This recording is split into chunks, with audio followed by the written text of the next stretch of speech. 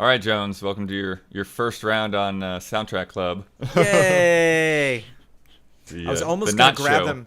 They're in my closet, and I want to break them out. You just have to take my word for it that like all I bought in high school and college was soundtracks. Like that was it. Like when Oh people were yeah. out buying like albums of their favorite bands and stuff. Like I can mostly listen to that on the radio. You crack it open and it's like Edward Scissorhands, Star Wars trilogy. You know, like John Ottman's a big one. Like him just doing all of the Coen Brothers movies and just like Yeah. so many soundtracks. Thanks for having me. It's a Yeah. So this passion, month, for sure. we're talking about Neo: The World Ends with You, which I could not pass by. Sure. We'll definitely get into that. You Dense. brought Bully, which is interesting, and then from the patron picks, we went with Celeste. So let's get into it. We've got some fresh new young talent doing some things that I know you haven't heard before, but that you're gonna love hearing. Ladies and gentlemen, introducing. We'll be right back after this. Systematic world killing me. Getting no relief fulfills me. Take me higher, someplace I've never been. I'm about to wake up, let it begin. All right, Jones. Neo: The World Ends with You. I don't know. Did you have any like history with the first game? Listening to that at all or anything? Not with music, no. I was familiar with the style and everything, but certainly not with the music. Yeah.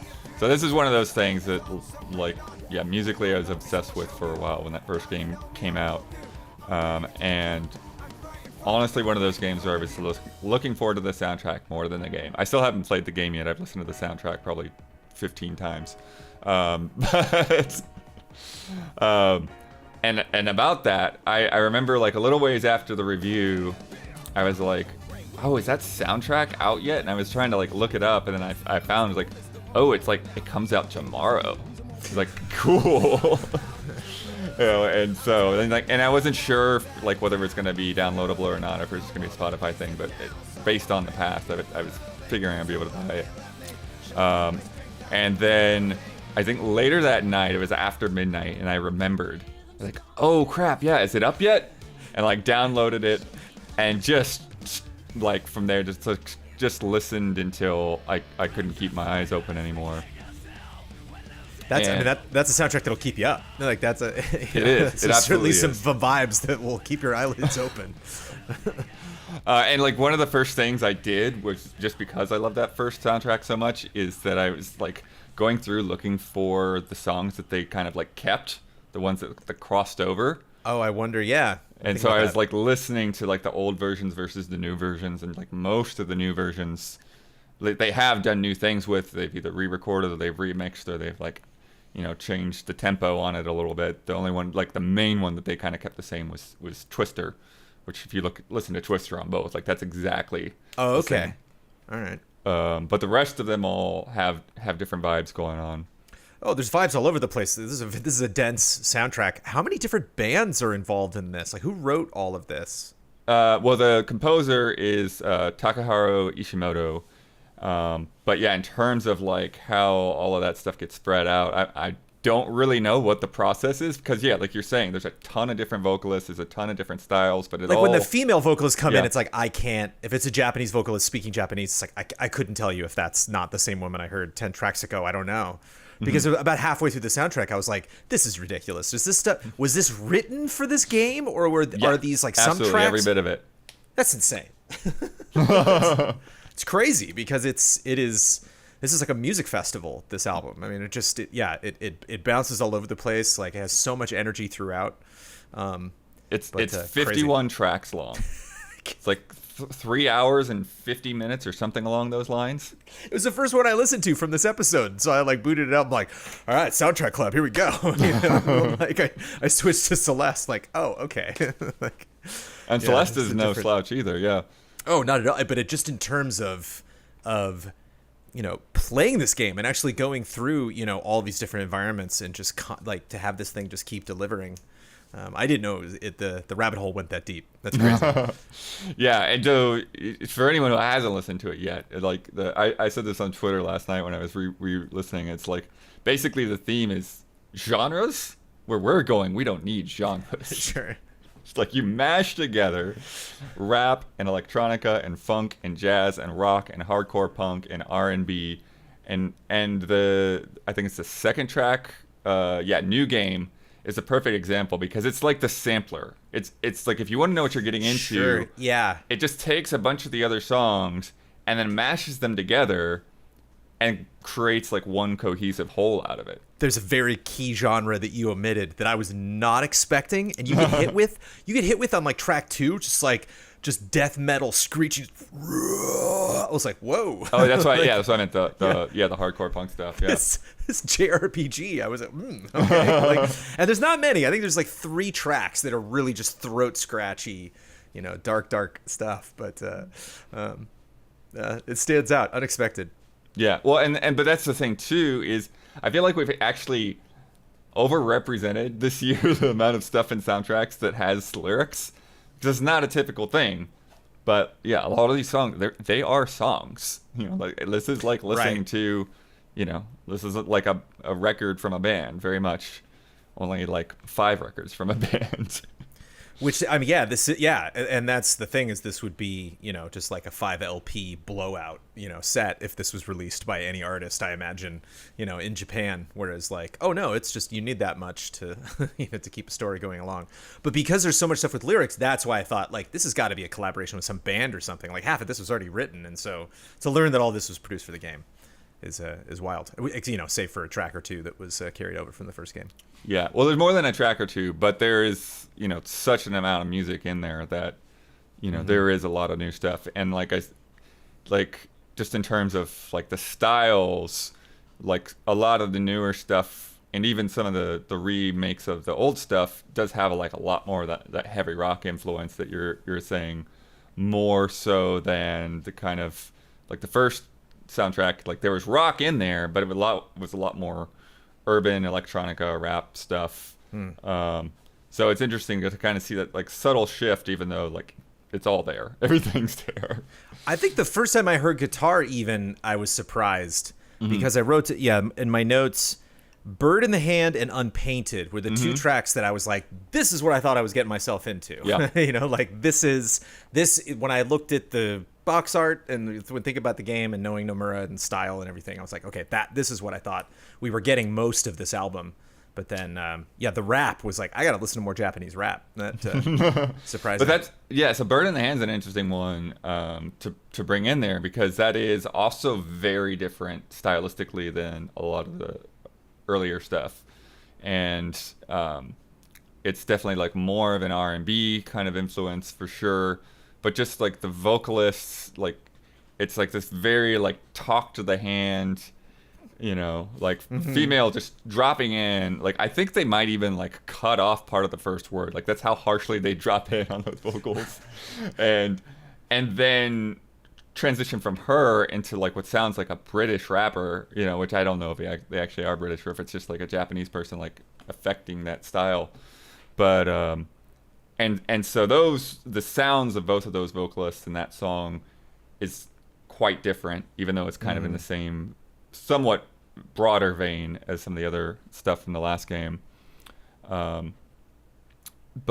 yeah, I think that's one of the really standout new tracks there, Bird in the Hand for sure. And there's so much of it, like you're saying, a soundtrack that's going to keep you up.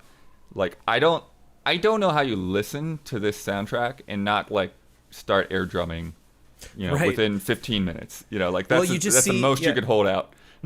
All the art that I've seen from both games are just like, like a young group of protagonists strolling down the street, and that's just like the whole vibe that you get. It's just like, yep, getting my shopping done, like getting, on the move. So much energy. And I'm trying to think. I had something just down the tip of my tongue. But and then I think the other thing too is just that movement. It kind of like overcomes any of like the weird like stumbles of, like, oh, that lyric doesn't seem like it fits or rhymes or this is kind of like broken English or something like that. Like you might hear it for a second like, oh, that's awkward, but it's like whatever. Like the whole thrust of everything is going to push you right past all that. Yeah, definitely. And it kind of bounces back and forth between English and Japanese, and so I kind of appreciated that. Yeah, and that's typical of a lot of stuff over there that's like used in anime and everything. A lot of those bands do that. Like I'm watching, we're catching up on My Hero Academia, and like the opening song is it's mostly Japanese, but every once in a while you'll get like a line of English. And then the other thing that's really kind of interesting about the World Ends With You soundtracks is that they will have both versions in the game, and they'll just use them at different times. So they'll have a Japanese lyrics version, and they'll have an English lyrics version. So you might hear a track again, but you would hear it in a different language. That's cool. Yeah. There's a couple of songs like that. Twister has two different styles. It doesn't do the Japanese English thing, but I think I closed my track list. But there's definitely some like that kind of jump back and forth between the two. There's stuff I wouldn't necessarily call it rap, but there's stuff like parts that's very like shouty. Parts, yeah. That I hear with a lot of like Japanese pop stuff, pop songs, or just this one section where I'm like, it's not just more spoken word, and again, just more high energy. Yeah. Lots of empowerment. Absolutely. O-Parts and Owari Hachimari are both from the original. And I think they might both be ones that have English and Japanese There were versions. two different. Yeah, I noticed Hachimari popping up, and that definitely felt like an important song. That felt like a song that had been a part of it. It was a big part of the game. And then one that is really different, Kill the Itch. Yes, I wrote that down. Like bluesy, yeah. Dude, it's anime Green Day. If you listen to it, it sounds a lot like the band, specifically the lead singer. I specifically said "Kill the Itch" stood out because I think that's a little more, kind of my general style. I liked the vibe from that. The opening of "Rockin' Rockin'" kind of has the same energy. Yeah. Like an old, And I love that they did like a live version of that. I'm curious like what that actually means, like in terms of like if they recorded it differently and everything. It sounds really cool. Another one, there's a lot of these things that like they'll give me like this nostalgic kind of a vibe, but then I can't like quite pinpoint it. And like a lot of the rap rock stuff that you were talking about brings me back like 20 years. There's this song Insomnia, which is a little bit more electronica, but like the singer reminds me of some Australian band that I heard on a sampler disc, in like 99 or 2000. I'm telling you, just Blood. Some of these are like remind you of things or references to things. Breaking Free is 100% a Tool impression. Like that guy is like that band listened to a lot of Tool when it started out. I was like, this is, that's textbook. We're Losing You reminded me a lot of the bands they use for Cyberpunk too. Wow, yeah, We're Losing You is it's hard. It's good stuff. It's so different, like it's totally, like the song before it and the song after don't sound anything like that. Encounter in all caps. I got some serious 90s Prodigy vibes from that, and I was a fan. Yeah. And I was waiting kind of for like an 8-bit video game vibe, and I made a note that Hustle and Bustle and March On kind of do that a little bit, but I thought there'd be more. Like I thought, I was actually surprised how kind of modern rock the whole thing was. I thought it would be a little more symphonic, a little, less lyrics. I think just the amount of lyrics, So yeah, Hustle, Bustle, and March On again were kind of, along with the, what did I say earlier? Bird in the Hand and Unpainted. That was like, okay, this is kind of what I thought we were getting. March On has kind of a Japanese structure to some of its progression in there for sure, although it's still very modern. I think that's the thing about this, like you were saying, with like looking at the imagery, like it's all city, it's all very urban, and so that's the direction of the soundtrack as well. It's just like all of these urban genres, all of these different fashions. Fashion is a big part of the game, and the pin system and everything like that. And so, and just like even the monsters, they look like living graffiti or tattoos or something, and so it all kind of fits in there. One of my absolute favorite new tracks on here is Incongruous, and it again it embodies that sense of we're just gonna throw everything at the wall right now. It jumps between like the hardcore vocals and the British rap and the R&B vocals, and they've got shredding guitars and record scratching happening at the exact same time, you know, and it just, yeah, it's just all 100% energy. It's so good. I thought the score stuff was a little strange because that was kind of like most of the lowercase tracks. And the titles like were stuff that felt like, oh, okay, this was, you know, something that would underscore like a conversation, or would be like the intro or outro of a boss fight or something. And that stuff kind of didn't seem to have a beginning or end to it, at least like the way that the tracks were played on the soundtrack. So I wonder if that was because they were loopable, or Yeah, I'm thinking that's probably some of the stuff that's just like they're all walking around the same music. length. Yeah. Yeah. The One think that's Star sounds like a Sonic Adventure song. I was like, I even looked it up. It's like, is this Jun Sunway? It's like, it's not, but That's funny. it really felt like it. And then, yeah, some of the other returning ones that I really like. Make or Break. It kind of went a little bit more into like 80 synths and arpeggios on this version. Hybrid is more of a rock theme, but it has that like bubbly electronic start that kind of pushes it forward. That kind of gives it a little bit more of an identity. And then, yeah, you know, I've always loved Twister, and they've got the two versions. The one that's like really like electronic distorted vocals, and the other one's just more just raw. Just, you know, and they sound like lyric or vocally they sound very, very different, even though it's basically the same song. And then that's that closing guitar riff in there. Just it's that song just encapsulates The World Ends With You so well. But yeah, and we'll keep. The thing is, again, it's like it's that energy, man. The way that this soundtrack gives you energy, like listening to it again, just to refresh myself and take notes for the discussion. I was just wiped. You know, I just flew in from Omaha, and then this week we had all the Gamescom stuff, and then we had this crazy long day on Thursday, and we just wiped, and I started listening to this, and like an hour later, I'm wide awake, and I'm just having a good old time. Even tracks where I was like, okay, this is very Eastern, this is very Japanese. It's not necessarily something I would necessarily listen to, but it's like kind of a fun like vibe to it. 3 minutes later, I'm like, like it's just they really suck you in. Like some of these are catchy like to a fault. Yeah. Just kind of well, that's the thing. Is you want to sing along, but like I don't actually know the words. I think I get it. Especially like Owari Hajimari, like I can see the words, I can understand the words, and I can hear them. Like, well, it's not. I don't quite get the rhythm of it right, you know. Yeah.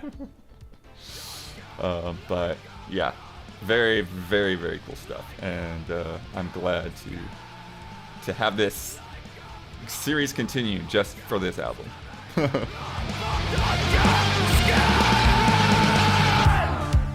Let's celebrate forevermore.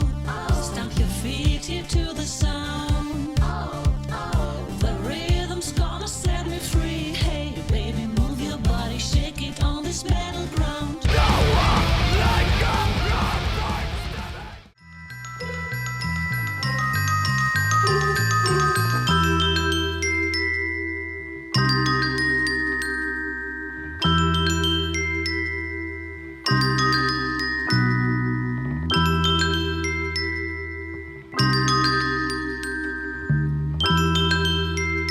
All right, Jones, you brought Bully. Yeah. I am not that familiar with Bully, and this is definitely my first time listening to the music on its own. That's the trick, because it's an obvious pick for me. It's one of my favorite games, but it's Rockstar. But it's also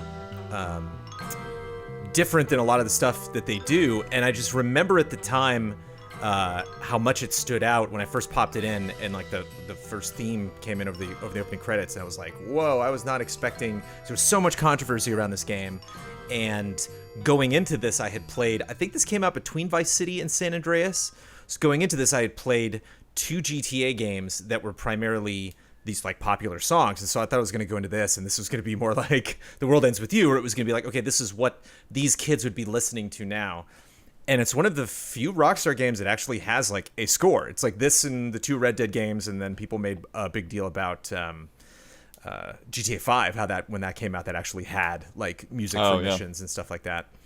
And what I like is that there are a lot of vibes going on in this score that don't seem like they have anything to do with the stories being told of this kid being dropped off at the school, having a really hard time making friends, kind of getting in with the wrong crowds, and then realizing all of these cliques are playing against each other, and then kind of really like figuring out what makes them tick, and then kind of how he can get what he wants and get back against the establishment and everything.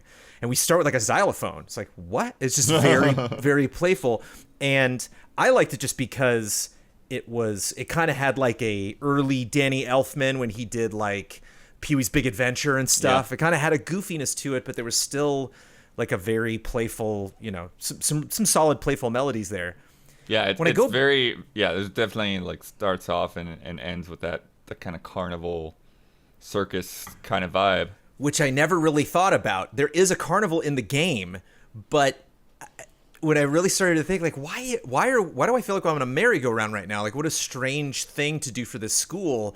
But it's a madhouse, like I get the joke. It's like, oh, like this is him coming into the school and being like, everyone around me is insane. Like I can't make friends because everyone's preoccupied with all the stuff that they're doing. I don't care about my future or my past or anything. I'm just kind of stuck in limbo. And every teacher hates me, save for like 1 or 2. And so it's like he's working in Arkham Asylum, and so it's like the kind of the loony bin vibe. I was like, yeah, like kind of bumper cars. Like I never really thought about how that would play into, because there is like a nightlife to this game. Like you can go outside, there are like shops and stuff like that. And like I said, there's this, carnival nearby. But it just surprises me how many different eras this kind of hits. Like there's 50s in here, and I mentioned this in the Don't Skip that I did. There's 60s.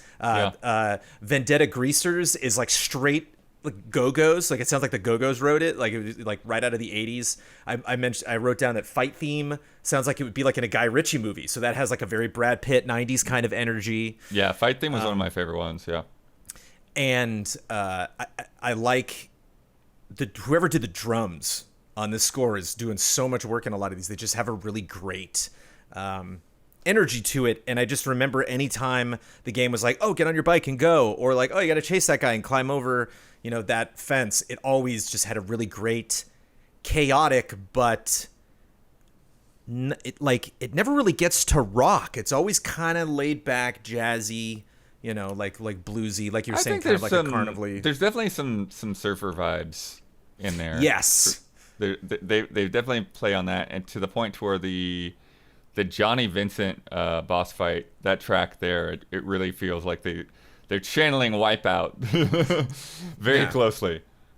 And that's what's fascinating about the game is it like they're straight up greasers. Like they call them greasers in the game. So this is like straight out of the late 50s, early 60s. And yet this clearly takes place like in the 90s. It's before cell phones, but it's like before the internet, but they have computers. So like it's impressive to me how it can kind of try to like do both things, where it's like it's modernized in that like a kid today wouldn't feel totally out of place going into this world and playing these characters. But at the same time, you're like, this town, like this neighborhood looks like straight out of a Wonder Years. What's happening? Like, right. It's a really interesting vibe. I also noted like some of these could fly in like a Connery Bond film. Some of these are very, the guitar does a lot of work too, and not in a very subtle way, but they're, there's kind of like an adventure, kind of a spy. I wrote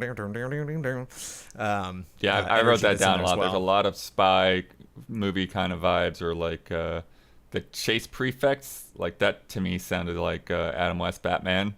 Sure, yeah. It's exactly the kind of thing going on, and there's a lot of those. Yeah, there's kind of cop shows and funk in there towards the end too. And there's a lot of stealth, and there's a lot of chasing.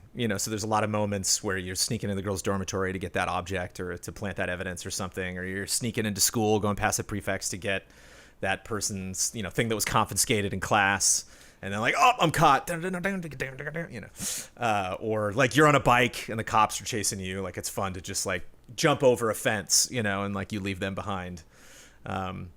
And I think it could have, because I grew up, with like Parker Lewis Can't Lose and Ferris Bueller and, like all the John Hughes movies of the 80s. And so like I grew up with a lot of, I never mustered up the courage to have a resistance to authority, but I respected people that did. Like I was very much not a rule breaker. Like I was a goofball when I was in class, but I really like respected, I really looked up to kids, that were able to just like, nah, screw the establishment. I'm going to go out and surf or skateboard today. And I was surprised that this game mirrors so much of that and yet doesn't have a John Hughes vibe, kind of has this old classic bare knuckle, like, the jocks are very like 70s Animal House type jocks. Yeah, that's what was funny to me, because when I saw the word jocks, right, I was expecting to hear something that had like a marching band or some trumpets or something like that, and this sounds like an alley of thugs. It doesn't sound like jocks to me. Right. Which is where that rock star kind of roughness comes through. Like the Manhunt soundtracks are very kind of all over the place. They're very, very muted or very intense. And so it's interesting that, their take on like not having, like, there are no popular songs in here, which was just so strange coming straight from Vice City. It's like the best GTA soundtrack. And then like going into this and being like, whoa, this is just like a whole different vibe. I mentioned a lot of the drums, but like shout out to the bass, whatever. Yeah. I love the Halloween. That's a funky track. What is going on in this Halloween, man? Because I wanted to ask you about that. It sounds like a heist going on. Yeah, you're running around planting various things around the school. But you have like 4 or 5 to-do list checks that like throw eggs at these people, put a stink bomb in this bathroom or whatever. And it's fun because actually in the game, it's all optional. You don't have to do it. Like once you do the story stuff, they'll be like, you can do these other things if you want, and you'll get this extra costume or you'll get this extra thing, or you're just like, it's too late. You can go to bed.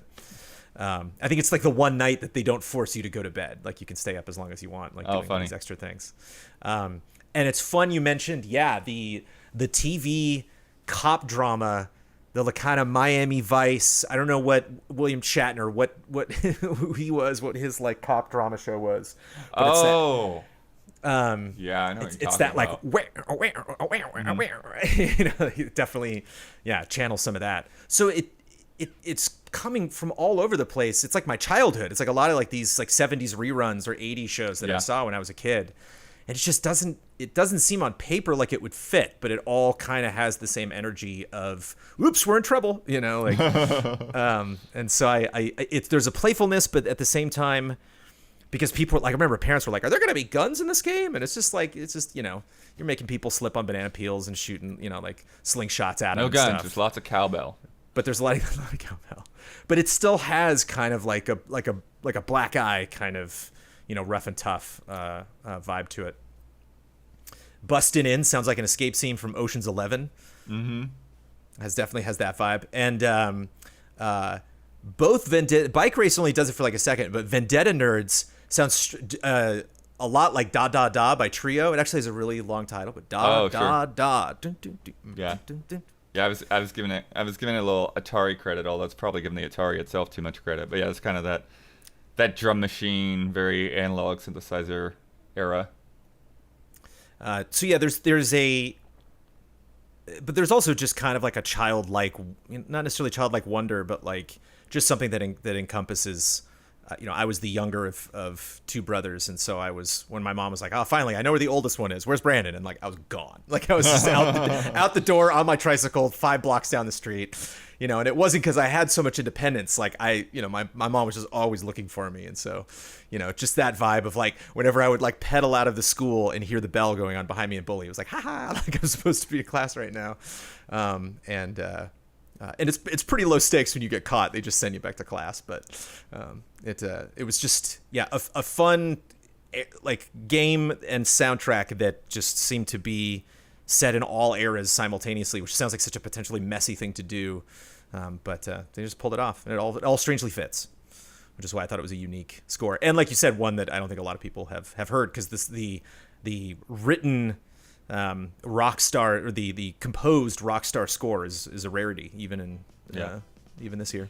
Well, I mean, shout out to them for actually releasing it. It's like that's one of my things with this this club that going on. It's like I try to stick to stuff that it's accessible, right? Like somebody sends me and is like, well, go through all the Smash Brothers themes, and like, well, I can try to do that, but you can't buy that. Like, Right. I'd have to go around and load up every one of those games and record them and try to compare them, and there's some of those that have been put out in limited release, but you can't just go on iTunes or Amazon and download that sucker, or Bandcamp. Bandcamp is my best. I'm always gonna shout out Bandcamp. But this month I think I got everything out of iTunes.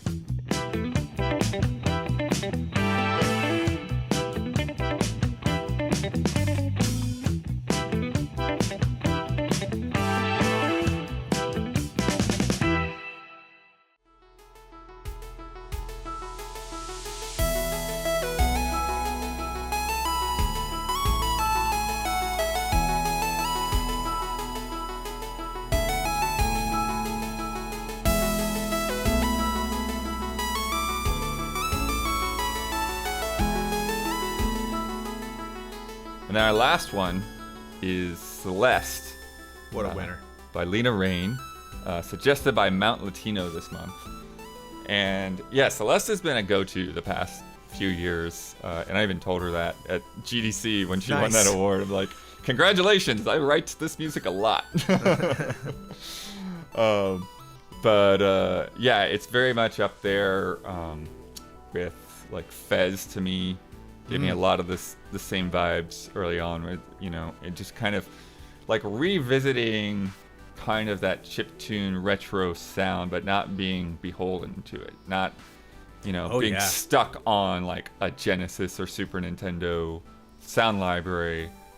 Yeah. And one of the things that Celeste does a lot of is there's just a lot of interweaving with more traditional piano.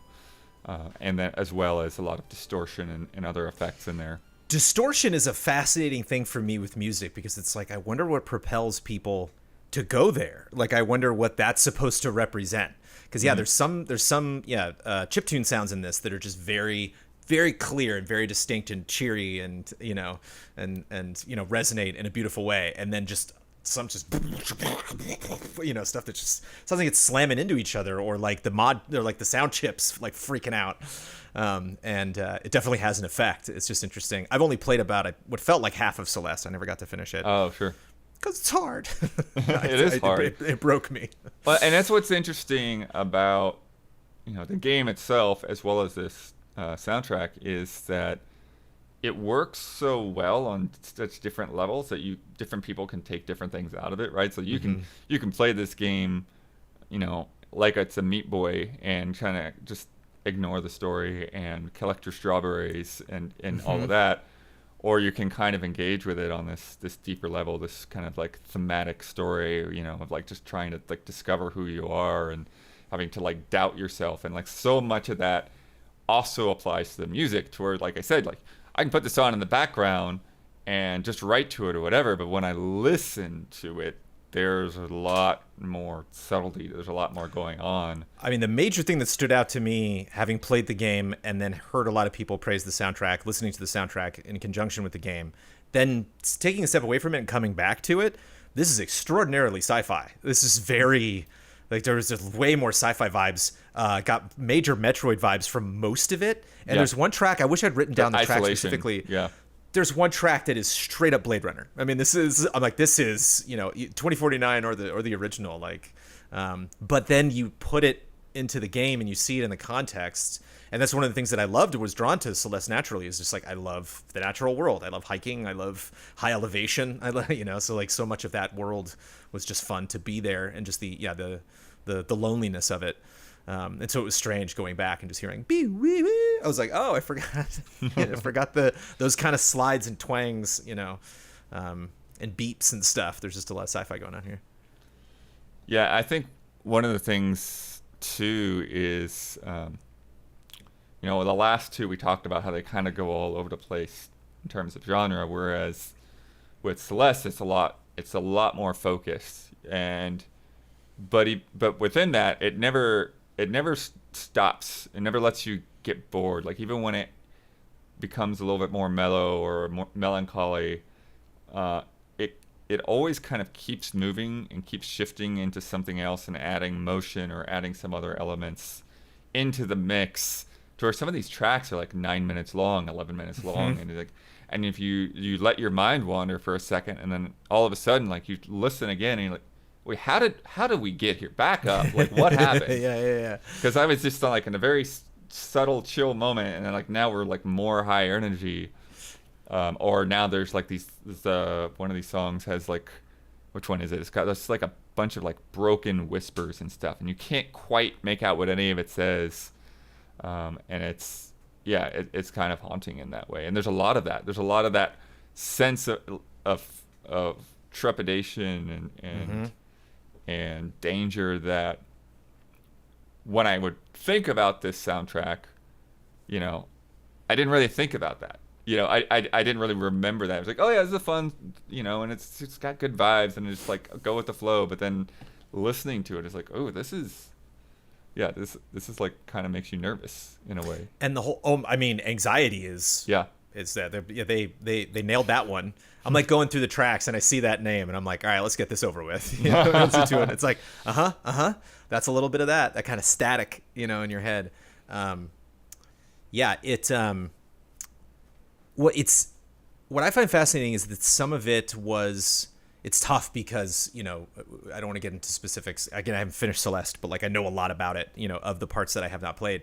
And my favorite part of the score is the gap between the digital kind of game-esque sounding stuff. Spirit of Hospitality really stood out. That's just like, that's very, you know, Luigi's Mansion. That's very like, very playful Nintendo, something that, you know, sets the scene, but you can also be like, hey, game music is fun.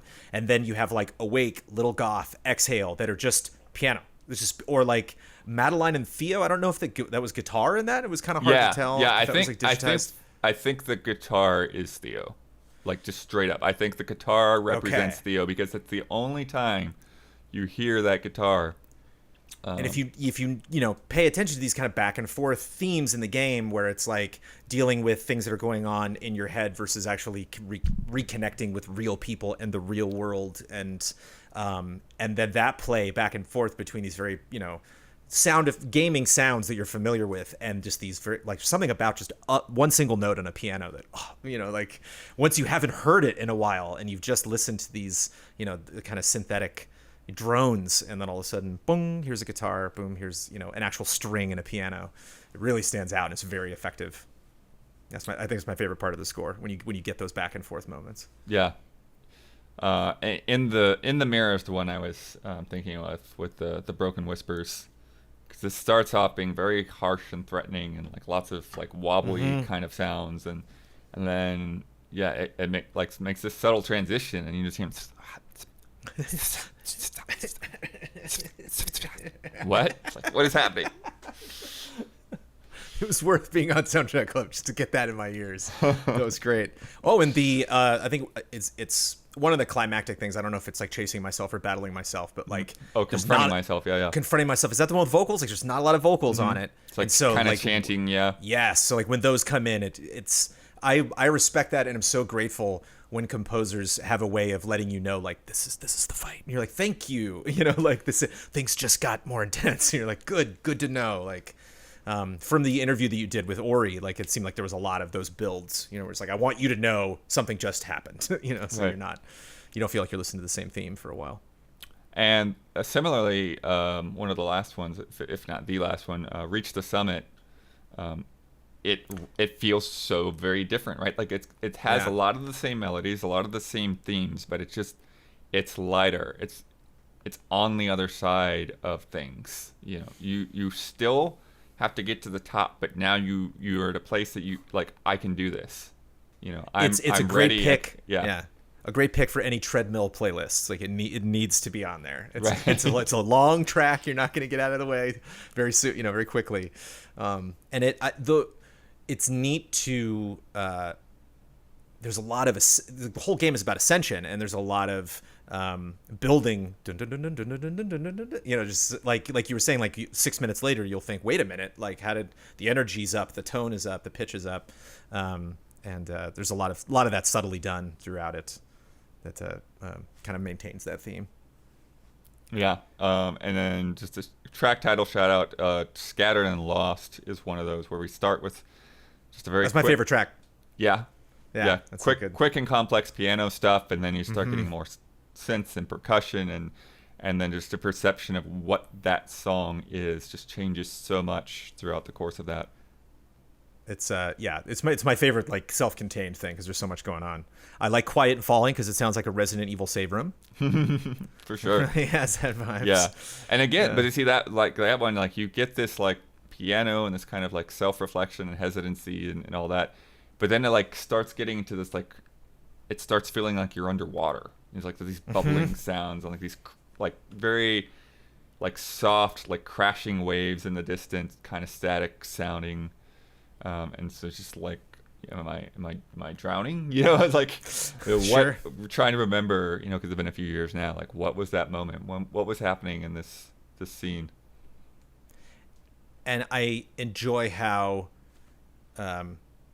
you know, I like how most of it. The first note that I wrote down is there's just a lot of fades, slides, and echoes. You know, it's very lonely score.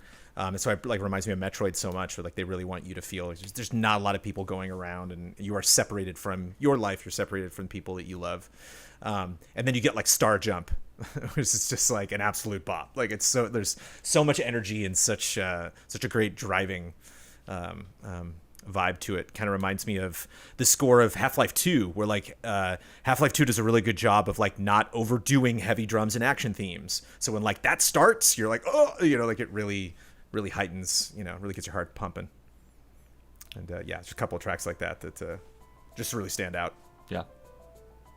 Solid score. Yeah. Well, Jones, I've done it again. I think the original thought of these conversations of it, they'll do a quick 15-minute conversation. And then I spend, I don't know how many hours listening to stuff. And then like 15 minutes goes by on the first thing we talk about. Yeah. But yeah, there we are. Love it. That's this month's Soundtrack Club. So thank you, everybody who is a $7 patron for this. Be sure to tell your friends, tell the rest of the people in the community if you enjoy these conversations. And we will hit you up again soon. I haven't figured out who's going to be next. I don't know who's going to be next. I don't know whether it's going to be like Don or Huber, or if I'm going to try to bring in somebody else. I've been wanting to bring in some other people. I never feel like I've given enough notice. I need to hit that up early. Won't be me. Yeah, it won't be you. Won't be me. But thanks for joining me. Thanks for listening. That's one of my biggest points. Like, conversations aside, listen to this stuff. Like, that's why it's like, I don't really want to call this a show, because I want you to listen to the soundtracks. If you don't do anything else, just listen to these 3 soundtracks. All right. See ya.